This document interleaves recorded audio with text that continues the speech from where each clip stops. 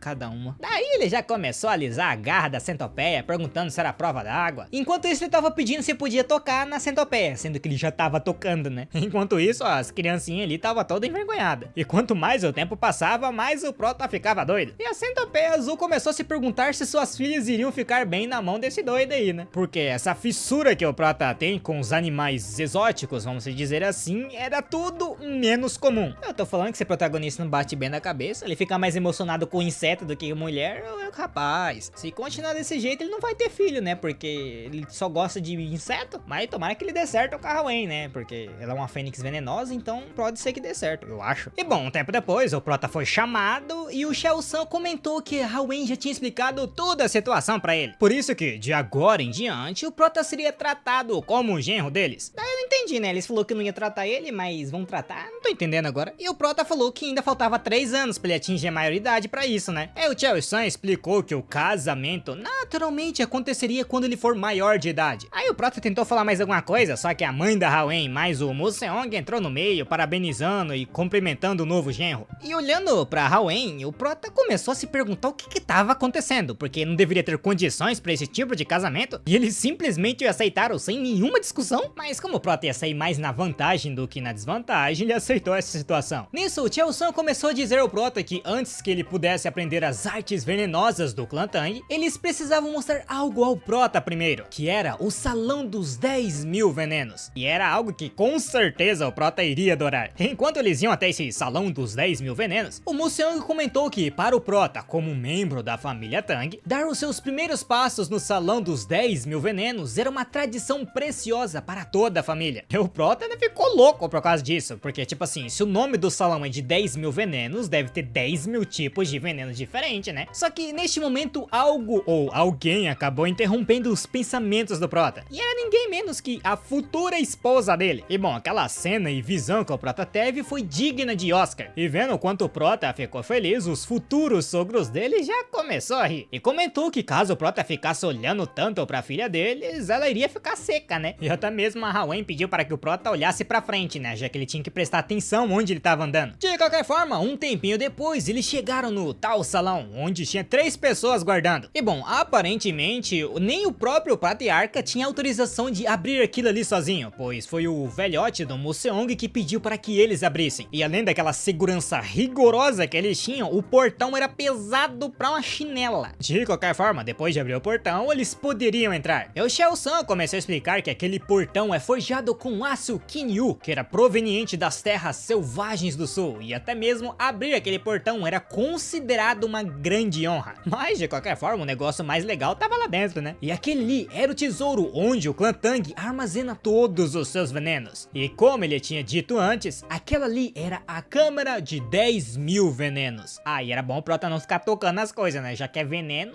é perigoso ele morrer ali. O Shao San começou a explicar ao Prota que os venenos eram cuidadosamente categorizados, como venenos de paralisia, venenos de sonos e muito outras. Porém, o velhote ali não queria ficar explicando para o Prota e pediu para Hawen explicar para ele, já que provavelmente assim o Prota prestaria mais atenção. Eu vendo isso, a Hawen já começou a corar, mas concordou. E assim ela simplesmente pegou e levou o Prota lá pra longe. E óbvio que vendo aquilo ali, os futuros sogros do Prota tava muito feliz. E no meio de toda a falação da Hawen, ela explicou que todos os venenos ali são muito potentes. Entretanto, o veneno mais forte do clã Tang é algo completamente diferente. E assim ela jogou tipo um feijão na mão do Prota, que não dá pra entender muito bem. Que segundo o Prota parece um feijão de tigre, e eu nem sabia que tinha esse tipo de feijão. E a Hawen explicou que, deixando de lado os venenos das 10 grandes criaturas venenosas, aquele ali era o veneno mais poderoso existente. E era uma planta que simbolizava o clã Tang. E aquilo ali que tava na mão do Prota é a semente de planta de mamona. Ô louco, a mamona, aquela que fica quente e do nada estoura quando fica muito quente? Eu já tive um pé de mamona na frente de casa que vivia dando estralo do nada quando tava muito quente. Só que, bom, aparentemente não era mamona aquele ali não. Para o Prota é um tal de ricina, que é uma toxabumina altamente potente. E apenas 2 miligramas podem ser letais para um adulto, e ela era famosamente utilizada no assassinato do guarda da chuva de um dissidente búlgaro durante a Guerra Fria. E esse veneno aí é 100 mil vezes mais forte que o cianeto. E a Hwoang continua explicando que aquele ali era o veneno que chegava mais perto do ideal do clã Tang, de ser incolor, inodoro e iníspido sem forma. Por isso eles nomearam como o mais raro e precioso de todos os venenos, chamando ele de veneno dourado. E quando ele era utilizado para matar alguém, eles chamam isso de morte dourada. Ah, e falando nisso, era bom o Prota se lembrar das palavras dela. O veneno mais forte não era aquele que causa mais agonia ou uma morte mais horrível. O veneno mais forte é aquele que mata silenciosamente, rapidamente e sem deixar vestígios. E as artes venenosas do clã Tang também aspiram esse ideal, discretas e certeiras. Mas na cabeça do Prota tava mais pra um clã de assassinos, né? Nisso, Mulsang chamou a atenção dos dois, falando que aquilo já era o suficiente. E agora eles iriam mostrar para o Prota as bestas venenosas, o que provavelmente ia deixar ele muito mais animado, né? E como provavelmente, ou quase certeza, o Prota ia ficar muito interessado nisso, ele poderia até supervisionar os cuidados delas pessoalmente, já que o clã forneceria todo o suporte necessário. E o Prota ficou meio chocado, né? Porque o clã tava apoiando os hobbies dele. Porém, no instante que eles iriam levar o Prota, um servo rapidamente chegou chamando pelo patriarca, pedindo para que ele fosse num tal de pavilhão da Tartaruga Negra, porque os anciões estavam tramando uma coisa. E o Prota notou que, pelo rosto do Mulseong, provavelmente era aquele pessoal das famílias secundárias que a Hwoang tinha comentado na história dela. E o servo começou a explicar que na realidade tinha dois problemas. O primeiro era aquele remédio que eles haviam enviado ao Lorde da cidade de Sichuan, que não teve o efeito desejado, e ele acabou enviando uma carta cheia de reclamação. E já o outro problema aparentemente estava relacionado ao Prota, ou melhor, sobre o salão dos 10 mil venenos. E o Mulsang entendeu rapidamente que os rumores já estavam circulando e pediu para que o Prota seguisse eles. E um tempinho depois, no pavilhão da Tartaruga Negra, lá estavam os anciões chato pra uma pega, questionando o patriarca como ele poderia tomar uma decisão tão crítica sozinho, já que ele não poderia simplesmente colocar um desconhecido no pavilhão dos 10 mil venenos, e também acabar casando a Hwoang. E é claro que diante daqueles comentários, o patriarca ficou muito pistola, e como no meio desses insultos aí chamaram o Prota de órfãos de origens desconhecidas, ele perguntou aos anciões se por algum acaso eles estavam insultando seu genro. Daí o Mulseong já entrou no meio e começou uma brigaiada da pega, comentando que provavelmente o Prota não tinha habilidade, era só um charlatão que sabia falar alguma coisa. E no meio disso daí, a Hwoang pediu desculpas ao Prota. E vendo isso, o Prota meio que se sentiu incapaz, né, já que deixou sua futura esposa preocupada. Por isso, ele deveria tomar uma decisão. E assim, o Prota se meteu na conversa dos anciões com o patriarca, falando que este problema parecia surgir da sua falta de habilidade. Por isso, ele queria saber se eles ficariam satisfeitos se ele demonstrasse as suas habilidades e provasse o seu valor aos anciões. Por exemplo, resolvendo aquele problema com o Lorde da cidade de Sultian. E é óbvio que diante dessa declaração aí, a Hwoang, até a sogra do Prota, ficou meio chocada. E ele mesmo refletiu que normalmente ele não é o tipo de pessoa que causa esse tipo de alvoroço. Só que como aqueles anciões iriam perturbar a vida pacífica do Prota como dono de animal de estimação, ele não iria simplesmente deixar isso passar. E é claro que diante dessas declarações do Prota, os anciões ficaram muito pistola, falando que ele era mal educado por ficar interrompendo a conversa dos outros, e questionaram se o Prota sabia qual era o problema que estava escrito na carta que o Lorde da cidade de Sichuan mandou, além de que ele era um Zé Ninguém que não deveria ficar se intrometendo no assunto da seita. E o Prota já tava ficando pistola, porque quanto mais ele ouvia aqueles velhotes, mais cansado ele ficava. E tipo assim, falando um pouco sobre a vida passada do Prota, como eu tinha dito anteriormente, ele tinha 1 milhão de seguidores no total, com uma média de 3 mil espectadores por transmissão. Enquanto lembrava disso, o Prota começou a dizer aos anciões que, pelo que ele tinha ouvido, eles se recusavam a reconhecê-lo como genro do clã. Então, para eles, o Prota era só um mero convidado. Isso, o Prota pensou que, naturalmente, com uma base de fãs tão grande quanto 1 milhão de inscritos, haviam muitos trolls perturbadores, causando caos sem nenhum propósito. E o Prota continuou dizendo que não só ajudou a salvar a preciosa filha do líder da seita do Tang, como também derrotou o Rakshaka da Mão Sangrenta e salvou a vida do patriarca. Ou será que era parte da etiqueta do clã Tang insultar um convidado e benfeitor bem na cara? E o Prota tinha essa lábia rápida aí porque o tipo de malícia que ele tava vendo ali não era nada comparado aos haters que ele lidou na vida de streamer. Nisso, os anciões meio que se engasgou, né? Porque não era isso que eles queriam dizer. Eles apenas tinham falado aquelas coisas em desespero. E é claro que vendo aquela ali, o Museong ficou bem emocionado com o Prota. Só que os anciões ainda estavam insistindo, perguntando se o Prota realmente derrotou o Hakishaka da Mão Sangrenta, porque não fazia sentido. Nisso, o Chao-san agiu como testemunha para o Prota e mostrou uma prova, que era aquele livro escrito em sangue. E vendo aquele livro diante deles, não tinha como os anciões negar, né? E para aumentar ainda mais a credibilidade do Prota, ele pediu para que ele mostrasse as centopeias de mancha azul. E assim o Prota mostrou os filhotinhos, né? O que surpreendeu ainda mais os anciões. O Chao-san começou a explicar que aquilo ali são descendentes da centopeia de manchas azuis. E o Prota estava criando elas. Ah, e o Hakishaka foi morto por causa do veneno daquelas criaturinhas bem pequenininhas ali. Então era bom os anciões tomarem cuidado. E é claro que os anciões começam a ficar em desespero, né? Porque eles nunca tinham ouvido falar de alguém que domou a centopeia de manchas azuis. Daí o Chao-san, juntamente com o Prota, começou a jogar um monte de verde neles, né? E o Prota pediu para que os anciões brincassem um pouquinho com as centopeias. O máximo que poderia acontecer é ele ser mordido por elas. Aí é óbvio que eles meio que teve que aceitar que o Prota era o genro da família Tang. Mas como não dava para resolver esse tipo de coisa de uma hora para outra, o Museong pediu para que deixassem esse assunto de genro de lado. E ele queria saber do porquê que o Prota não poderia entrar no salão dos 10.000 venenos. E o ancião falou que era porque o Prota não se tornou plenamente membro da família. E outros não poderiam confiar o salão dos 10.000 venenos a um jovem guerreiro que nem atingiu a maioridade. E diante disso, o Museong comentou que então a solução era bem simples. O Prota apenas deveria demonstrar a sua habilidade. E o Prota falou que ia dar um jeito de resolver esse problema do jeito do clã Tang, que é obviamente utilizando o veneno. Aí todo mundo entrou em desespero, né, perguntando se o Prota tava querendo matar o Lorde da cidade de Sichuan. Aí juntamente com os anciões, o Prota ficou meio bugado, né, porque tipo assim, se o clã Tang mexe com venenos, eles deveriam saber que se usar pouco veneno dá um remédio, não? Mas bom, no dia seguinte, o Museong comentou com o Prota que um teste era um teste, então a partir de hoje, ele começaria a aprender a arte marcial do clã Tang, que era a técnica do retorno dos 5 venenos. E o Prota, como tava aprendendo, já fez a primeira pergunta, né, se aquilo ali incluiria treinamento físico. E o Museong explicou que à medida que o Prota praticasse as artes marciais, o seu corpo naturalmente se adaptaria para se alinhar às técnicas que aprendia. E como o clã Tang priorizava a praticidade, então o Prota aprenderia habilidades que podem ser aplicadas imediatamente em situações reais. E assim o Museong colocou uma sacola com um monte de armas, e ele declarou que eles iriam começar com as armas ocultas arremessáveis, que eram agulhas, moedas, dardos, pó e claro, adagas e facas de arremesso. Ah, e tinham várias e várias outras armas não convencionais, mas a grande maioria poderia ser categorizadas nesses 5 tipos. Nisso, o Museong perguntou ao Prota qual que ele achava que eram as mais fáceis de manusear. E o Prota falou que provavelmente era a adaga ou a faca de arremesso. E o Museong confirmou que sim, então perguntou qual era a mais difícil. E o Prota respondeu que provavelmente era o pó, já que precisava espalhá-lo de forma eficaz, talvez. E o Museong falou que não, o mais difícil era a agulha. E o Prota não entendeu muito bem. E o Museong explicou que a parte difícil é que ele deveria se lembrar a posição exata de onde ele tinha arremessado. Só que era mais fácil demonstrar do que explicar falando, né? E assim o Museong puxou tipo um pincel e arrancou aqueles pelinhos da ponta e jogou todos para cima. E utilizando um pouco de chi neles, ele simplesmente fez tipo uma chuva de agulhas com aqueles pelinhos. E o mais impressionante é que aquela quantidade absurda de agulhas, entre aspas, não acertou nem ele e nem o Prota que estavam ali. E o Museong começou a dizer ao Prota que o clã Tang tinha uma técnica de arma oculta chamada de chuva de flores que obscurece o céu. E eu não sei porque o nome dessa técnica é gigante. De qualquer forma, ela era uma técnica e arte secreta onde centenas ou até milhares de agulhas caem com uma chuva de flores, cobrindo uma área inteira. E o Prota achou absurdamente difícil, né? Porque se ele usasse aquilo ali no meio de uma batalha e o oponente fosse meio que forte demais, como que ele ia lutar com tanto de agulha no chão? Assim ele não ficaria com quase nada de espaço para se mover. Aí o Museong explicou que era por esse motivo que o Prota deveria se lembrar das suas posições, para que ele não acabe sendo vítima da própria técnica. E o Prota perguntou, né, se ele realmente tinha que lembrar cada agulha que tava ali. E o Museong falou que sim. E acrescentou que com o corpo dos 5 venenos, o Prota teria que memorizar pelo menos 100 posições só para começar. E ouvindo isso, o Prota percebeu que praticar artes marciais não é tão fácil quanto ele imaginava. raiva. Um tempo depois, o Prota tava derrotado. E neste momento, a Hwen apareceu chamando pelo Prota. Só que ela tava com uma roupa meio estranha. E ela falou que tava vestida daquela maneira, pois ouviu dizer que o Prota ia capturar uma vespa. Então ela se preparou bastante, né? Ou será que era desnecessário aquilo ali? O Prota falou que não, ela tava certa. Já é que era melhor assim. Porque na verdade ele iria esperar uma vespa aparecer pra ele simplesmente pegar ela. E já que eles tinham aquelas roupas ali, eles poderiam capturá-las. E a Hwen não entendeu muito bem por que o Prota ia esperar uma vespa aparecer do nada. E o Prota apenas pediu para que ela esperasse para quando eles chegarem lá. Enquanto eles iam, o Prota perguntou se ela sabia de algum ninho de vespa ali perto. E a Hwen comentou que tinha encontrado um que era bem perto ali. Então ela poderia guiá-lo.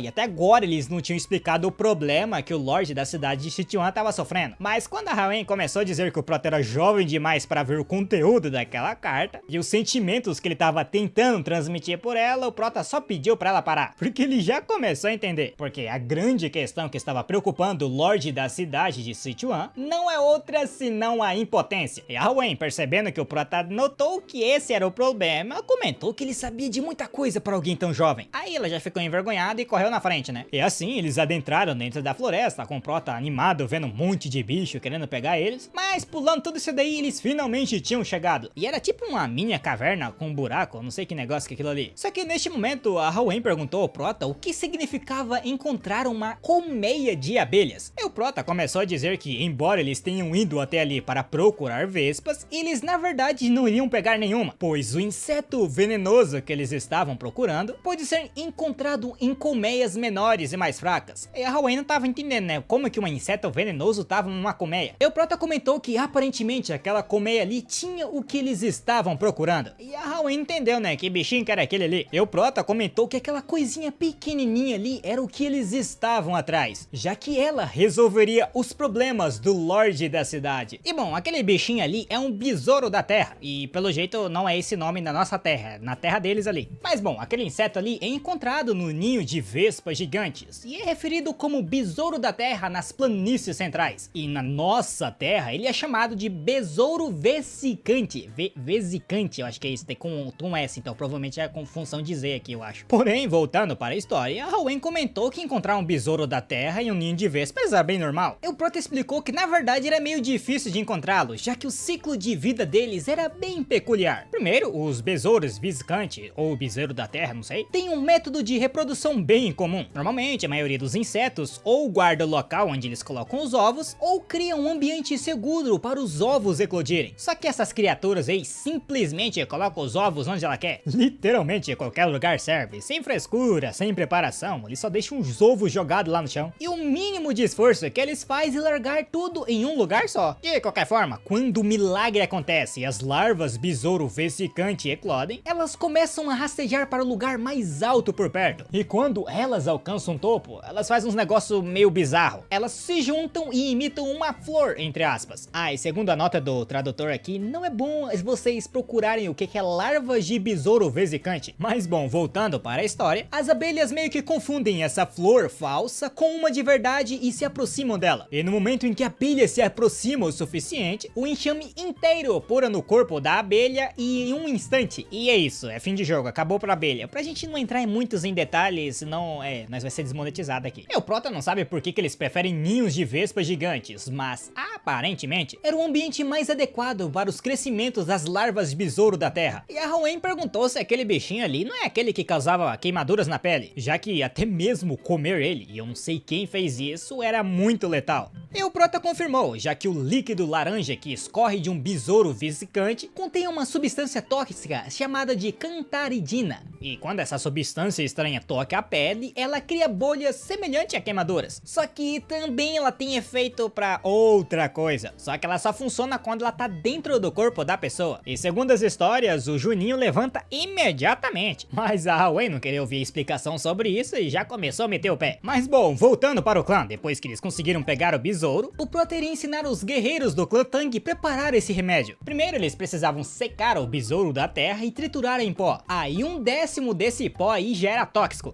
E esse veneno se torna letal quando 3 deles são digeridos. E se uma pessoa consumir 3/10 do mo do veneno por peso corporal de Guan, e eu não sei o que mínima ideia que é isso, seria aproximadamente, segundo o pai dos burros, 3,75 miligramas, que é é 1 mol e 1 guan é 3,75 quilos. Mas resumindo a paçoca toda, se caso a pessoa tomasse mais do que era o recomendado, ia de arrasta, normal, né? Como todo remédio e veneno que tem por aí. Mas o prota estava pedindo para que eles preparassem um remédio com 1/10 desse veneno. E isso seria aproximadamente a quantidade de 10 gotas de líquido. Só que do jeito que o prota explicou, coitado, os carinha não estavam entendendo nada. Porém, o carinha que parecia ser o chefe por ali, comentou que a explicação do prota era incrivelmente detalhada. E eles não esperavam que o prota tinha uma habilidade matemática tão boa assim. Mas, de qualquer forma, ele garantiria que dê certo, não importa o que aconteça. E já mais tarde, naquela noite, a Hwen foi conversar com o Museong. E ele comentou que não sabia que os besouros da Terra tinham esses efeitos. E provavelmente, diante disso, eles tinham que reavaliar um pouco dos venenos do arsenal do clã Tang. Mas deixando isso daí de lado, pelo que a Hwen disse, o prota era bom em matemática também. E ela confirmou, dizendo que o prota tinha calculado a concentração da solução e estimou para corresponder ao peso de 10 gotas de líquido. E só de ouvir isso, o Museong já ficou meio assustado, pois ele tinha achado que o prota sabia bastante sobre venenos, mas isso estava em outro nível. E quanto mais ele aprendia sobre o prota, mais ele notava o quão incrível ele era. E nisso o Museong já perguntou, né, pra neta dele se ela tava gostando ainda mais dele. E ela respondeu que ela só tava um pouquinho arrependida de ter sido tão precipitada no começo. E o Museong já jogou outro verde, questionando se, por algum acaso, quando o remédio estiver pronto, ela planejava testar os seus efeitos. Aí ela já começou a meio que corar, né, e eu não tô entendendo muita coisa aí. Mas pelo que o prota havia dito para ela, os anciões tinham sido muito insolentes com ele naquela hora. Por isso ele iria testar esse remédio levantando os anciões do clã diretamente. Aí diretamente ele tá falando com o remédio, tá, muchachos? Relaxa. E é óbvio que diante disso o Museong achou graça pra uma pega, né? E assim, no outro dia de manhã, os anciões estavam reunidos com o restante do clã. E os guerreiros que estavam preparando o remédio entregaram ele para o prota. Ah, o guerreiro mencionou ao prota que ele misturou um pouco de pó de alcaçuz e mel para torná-lo mais doce e fácil de consumir. E o prota perguntou, né, tirando esse negócio que ele tinha feito aí, se ele fez exatamente como ele tinha descrito. E o guerreiro confirmou. E os anciões comentou que o prota tava fazendo um alarde por uma coisa besta, pois como um negocinho daquele poderia ser tão incrível. Nisso, o Chao San pediu para que todos ficassem calados e ele questionou o prota como ele iria provar a eficácia do remédio. E o prota meio que fingiu de desentendido, né? Como assim provar? Daí os anciões já começou a ficar pistola, perguntando se o prota era estúpido, por que eles enviariam um remédio que eles nem testou pro Lorde da cidade de Sichuan? Pois se aquilo acabasse matando ele, causaria um grande problema. E o prota comentou que já que esse era o problema, eles poderiam testá-los. E assim aquele guerreiro disponibilizou uma pílulas para os anciões. Só que eles não estavam acreditando muito, né? Perguntando se aquilo ali era confiável. Entretanto, eu acho que essa era a frase que o prota estava esperando. Porque ele começou a perguntar ao Museong, meio que em voz alta para todo mundo ouvir, se ele não tinha dito uma vez que aqueles que dominaram as artes marciais do clã Tang nunca deveriam ter medo de venenos. E o Museong confirmou, mas o prota continuou dizendo que pela reação dos anciões ali, ele não parecia ser isso não. Mas não, né? Deveria ser impossível. Afinal, eles são os grandes anciões de um clã que certamente alcançou o nível de dominar 100 venenos. E depois dessas provocações bestas aí, os anciões ali tomaram um golinho daquele treco, falando que o prota tava subestimando demais eles. Ah, e eles acrescentaram também que se eles consumirem aquilo e não tiver nenhuma eficácia, o prota sofreria as consequências. E depois que eles tomaram, não tiveram efeito nenhum. Daí eles já começaram a falar um monte de bosta pro prota, porque nada tava acontecendo. Mas só foi ele falar isso que o coleguinha ali levantou. E naquele dia, as leis e os princípios do clã foram ajustados de uma forma bem magnífica. De qualquer forma, diante da sua eficácia, o remédio foi rapidamente enviado ao Lorde da cidade de Sichuan. Ah, e um pouco mais tarde, os bichinhos nem conseguiam andar direito. E o prota comentou com o Museong que eles queriam que nem patinho quando ele fez aquele remédio. E só foi ele provocar um pouquinho que ele já conseguiu o que queria. E o Museong comentou que os anciões são do tipo de pessoa que não tem mais nada além da orgulho. Então,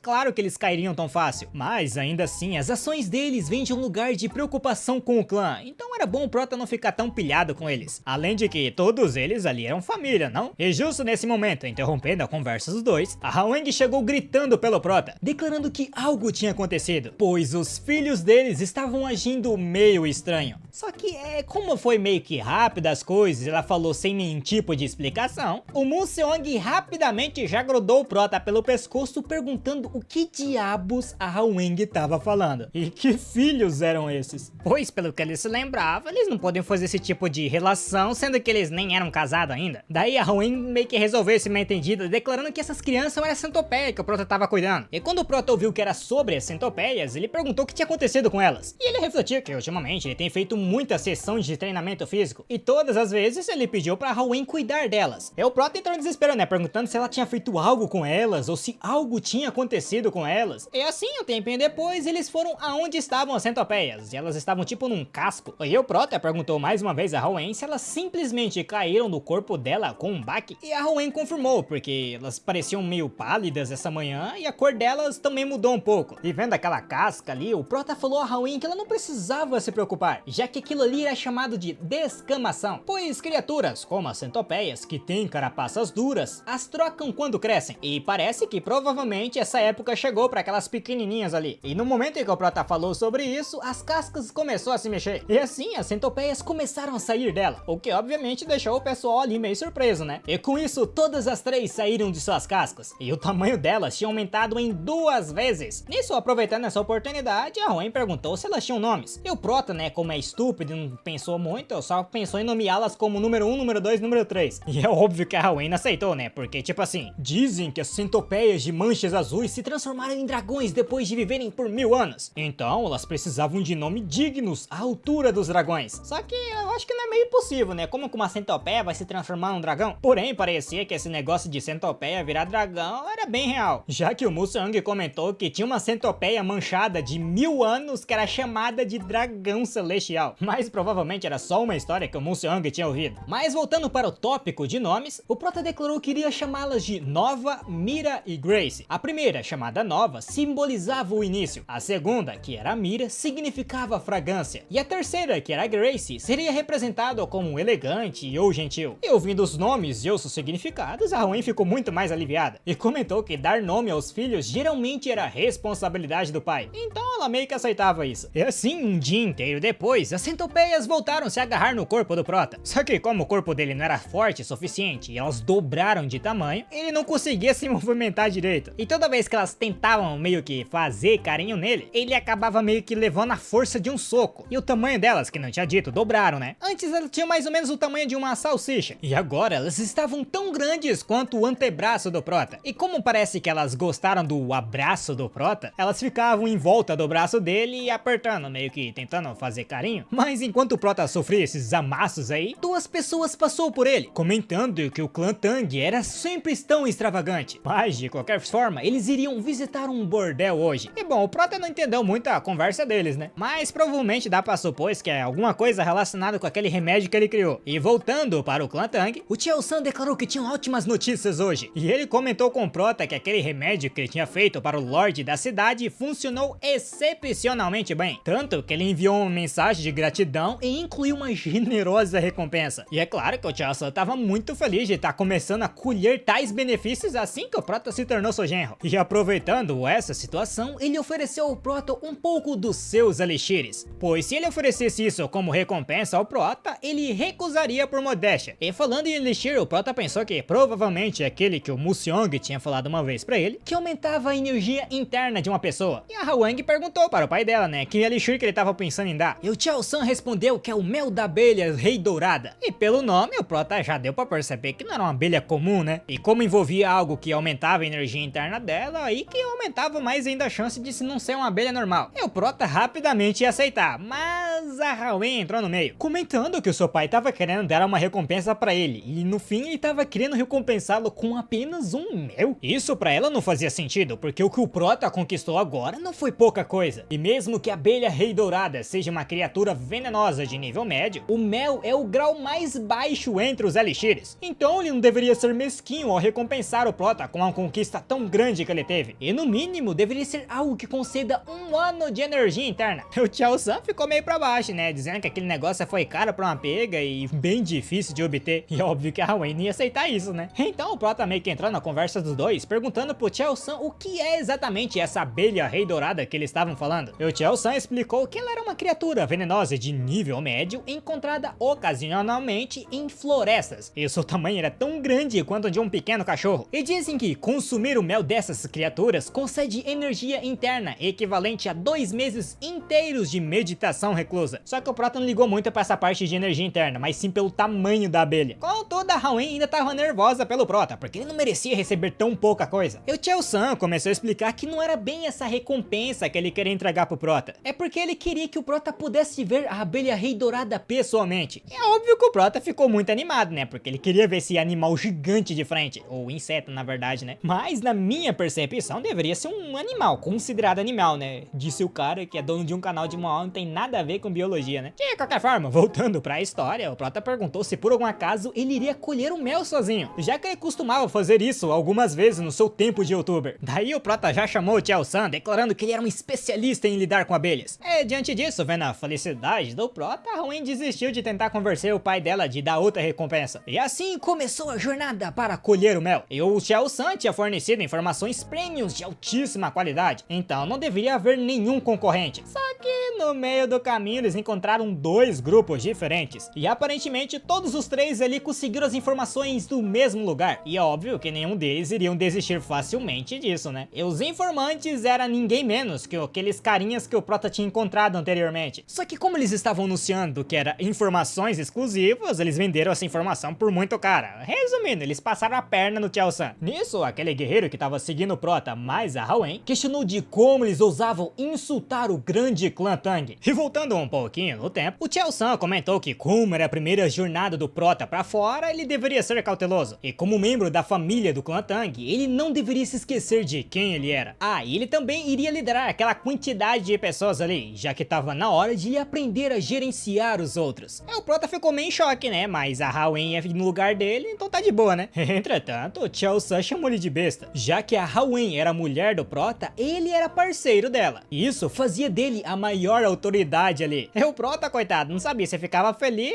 ou triste com isso daí. Mas tá, voltando ao presente, no momento que o guerreiro tinha gritado aquela hora, o Prota não sabia o que fazer. E ele perguntou pro guerreiro o que ia acontecer. Eles deviam compartilhar as informações com aquele pessoal ali. Ah, e o nome desse guerreiro aí é Wolfgang. E o Wolfgang, na verdade, perguntou quem tinha ousado compartilhar as informações do clã Tang. Pois seja lá quem for, deveria ter muita coragem. Porque a regra não escrita é não vender informações já compradas por outra pessoa. Eu vendo isso e vendo que a Haoen tava ali, eles perceberam que o grande clã Tang estavam diante deles. E assim o primeiro grupo, que era a seita do Vento Central, declarou que não tinha intenção de se interferir nos assuntos do clã Tang. Aí, diante dessa resposta, o restante do pessoal também fez a mesma coisa. E o Prota ficou meio assustado, né? Porque percebeu o quão grande era a influência do clã Tang. E ele perguntou se estava resolvido, mas o Wolfgang respondeu que provavelmente não, já que aqueles malditos heterodoxos não recuariam tão facilmente. Por isso que, por enquanto, eles deveriam montar um acampamento ali perto e fazer vigias noturnos. Ah, e o Gupai iria descobrir aonde eles estavam montando os seus acampamentos. E o Prota, coitado, diante dessa situação, começou a se perguntar como é que ficaria o mel que ele ia pegar. E bom, falando em mel, um tempinho depois eles acabaram encontrando a colmeia das abelhas rei dourada. E é óbvio que o Prota ficou muito animado, né? E a Haoen comentou que era a primeira vez que ela também tava vendo aquelas abelhas. Daí eles começaram a comentar que elas eram bem fofinhas e tal. Ah, e por causa da pelagem dourada delas, que vinha o nome delas de abelha rei dourada. E o Prota já começou a fazer aquela suposição dele de biólogo, sei lá que se é biólogo que mexe com veneno, comentando que a colônia delas era meio pequena e provavelmente elas estavam só em apenas algumas centenas. Só que o pessoal ali do clã Tang não entendia, como assim colônia? E o Prota explicou que ele estava querendo dizer do grupo ou influência das abelhas, já que normalmente uma colmeia pequena teria cerca de 5 a 7 mil abelhas. E a Haoen estava meio surpreendida que o Prota conseguia estimar isso sem nem entrar na colmeia. E o Prota respondeu que poderia estimar apenas observando o quanto de abelha entra e sai na colmeia. Só que interrompendo as conversas deles, o Gupai apareceu, declarando que tinha encontrado aqueles heterodoxos e eles tinham se estabelecidos no lado oposto da onde eles estavam agora. E atualmente eles pareciam normais, mas se algo acontecesse, eles vão definitivamente agir. E o Wolfgang, diante disso, comentou que então eles deveriam esperar anoitecer e colher o mel utilizando o método do clã Tang. E o Prota perguntou, né, que método era esse? E o Wolfgang explicou que caso eles queimassem as folhas de Artemisia, a fumaça iria acalmar as abelhas e durante esse tempo eles poderiam colher o mel. Só que tinha um pequeno problema, o vento estava soprando na direção deles agora. Resumindo, não dava pra usar esse método. Só que neste momento o Prota teve uma ideia, e já que o vento estava soprando na direção deles, isso iria mascarar o cheiro deles. Por isso que ele iria aproveitar essa chance para fazer uma visitinha rápida na colmeia. Aí é óbvio que a Haoen segurou o Prota, né? Já que eles já tinham avisado ao Prota que a abelha rei dourada é uma criatura de veneno nível médio. Resumindo, é perigoso pra uma pega. E o Prota falou que ia ficar tudo bem, mas no meio dessa puxação daqui pra ali, ele acabou chutando uma pedra, que acabou fazendo muito barulho e caindo na frente da colmeia, o que rapidamente ativou aquelas abelhas ali, né? E no fim, eles tiveram que correr por suas vidas. Aí, claro, eles receberam uma bronca por ter feito cagada. Mas ainda assim, o Prota tava pensando se não existia outro jeito pra conseguir pegar o mel daquelas abelhas, pois caso eles acendessem o fogo contra o vento, eles ficariam presos entre os heterortodoxos e a colmeia. E o Prota não conseguiu utilizar os seus métodos convencionais, já que a abelha do Rei Dourado é um pouco diferente das que ele conhecia. E como as abelhas geralmente detectam vibrações do solo a mais de 30 metros de distância, isso mostrava que nem mesmo as abelhas da Terra conseguiam fazer aquilo. E neste momento, interrompendo os pensamentos do Prota, a Hoenn apareceu, comentando com ele que aparentemente as crianças ali tinham terminado a sua refeição. E como elas estavam tentando se afastar dela, provavelmente elas estavam procurando pelo Prota. Mas bom, tirando o fato das centopeias estarem ali, basicamente os dois estavam sozinhos, né? Então a Hoenn perguntou ao Prota se ele teve algum progresso ou pensou em alguma coisa. E o Prota respondeu que não. Aí a Hoenn pediu desculpas por ficar pressionando o Prota. E sim, o Prota estava sobrecarregado, mas não era por esse fato. Nisso, a Hoenn avistou dois macacos perto da árvore das abelhas rei e percebeu que os dois estavam muito bravos. Só que nesse momento o Prota sentiu um cheiro, como se fosse um cheirinho de doce. Mas depois de pensar um pouco, o Prota notou que aquilo não era um cheiro doce normal, e sim feromônios. E o Prota rapidamente gritou para Hoenn que eles tinham que correr dali, já que aquelas abelhas iriam enxamear. E bom, pelo desespero do Prota, Hoenn teve que utilizar as artes marciais. E um tempinho depois, aquelas abelhas realmente enxamearam e acabaram atacando aqueles dois macacos que estavam por perto. E ainda bem que eles tinham fugido dali, né? Porque senão eles estariam no mesmo estado daqueles macacos. Porém, a Hoenn queria saber como é que o Prota descobriu que aquelas abelhas iriam atacar. E o Prota respondeu, né, que era por causa do cheiro. E a Hoenn comentou, né, que realmente tinha sentido um cheiro de flor meio diferente. Só que ouvindo esse comentário, o Prota notou que a